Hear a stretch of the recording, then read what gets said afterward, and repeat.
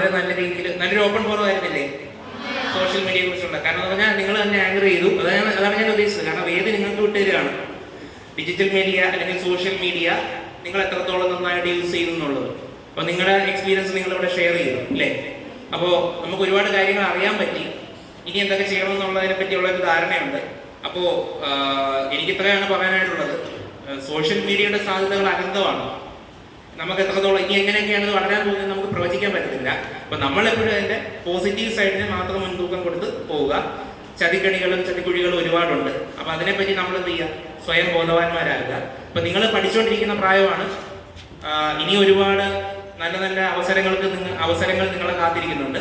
അപ്പോൾ അതുകൊണ്ട് അതിൻ്റെ വിദ്യാഭ്യാസപരമായിട്ടും തൊഴിൽപരമായിട്ടുള്ള കാര്യങ്ങൾക്ക് നല്ല രീതിയിൽ അറിയാനായിട്ട്, അറിവ് നേടാനായിട്ട്, നിങ്ങൾക്കുള്ള അറിവുകളും കഴിവുകളും പുറം ലോകത്തിലേക്ക് എത്തിക്കാനായിട്ടുള്ള ശ്രമങ്ങൾ നിങ്ങൾ ഈ സോഷ്യൽ മീഡിയ ആയിട്ടുള്ള ഇൻസ്റ്റാഗ്രാം, വാട്സാപ്പ്, ഫേസ്ബുക്ക്, യൂട്യൂബ് ഇതുവഴിയൊക്കെ നിങ്ങൾ പുറത്തേക്ക് കൊണ്ടുവരാനായിട്ട് ശ്രമിക്കുക. അപ്പോൾ എല്ലാവരും യൂട്യൂബ് ചാനലൊക്കെ ഉണ്ടോ?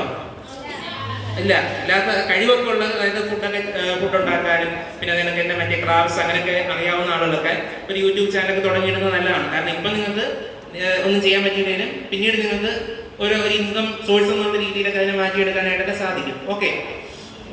അപ്പോൾ എല്ലാവർക്കും ഈ ഒരു സോഷ്യൽ മീഡിയയെ സംബന്ധിച്ചുള്ള ഒരു ഓപ്പൺ ഫോറം നല്ലൊരു അനുഭവമായി എന്ന് കരുതുന്നു. പങ്കെടുത്ത എല്ലാവർക്കും നന്ദി രേഖപ്പെടുത്തുന്നു.